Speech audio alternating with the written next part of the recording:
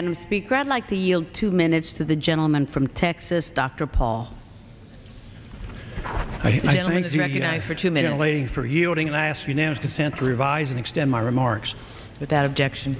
Madam Speaker, I rise in opposition to this resolution, not because I am taking sides and picking who the bad guys are and who the good guys are, but I'm looking at this more from the angle of being a United States citizen, an American, and I think resolutions like this really do us great harm. In many ways, what's happening in the Middle East, and in particular with Gaza right now, we have some moral responsibility for both sides in a way, because we provide help and funding for both Arab nations and Israel. And so we definitely have a moral responsibility, and especially now today, the weapons being used to kill so many Palestinians are American weapons, and American funds essentially are being used for this. But there's a political liability which I think is something that we fail to look at, because too often there's so much blowback from our intervention in areas that we shouldn't be involved in.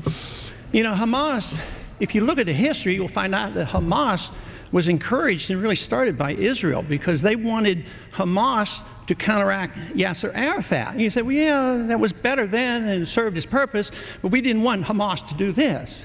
So then we as Americans say, well, we have such a good system, we're going to impose this on the world. We're going to invade Iraq and teach people how to be Democrats. We want free elections. So we encourage the Palestinians to have a free election. They do, and they elect Hamas.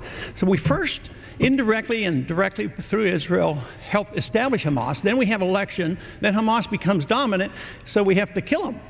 You know, it just doesn't make sense. During the 80s, you know, we were allied with Osama bin Laden.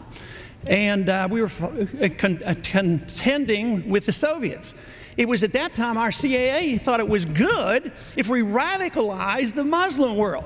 So we financed the madrasa schools to radicalize the Muslims in order to compete with the Soviets. There's too much blowback. There's a lot of reasons why we should oppose this resolution. It is not in the interest of the United States. It's not in the interest of Israel either.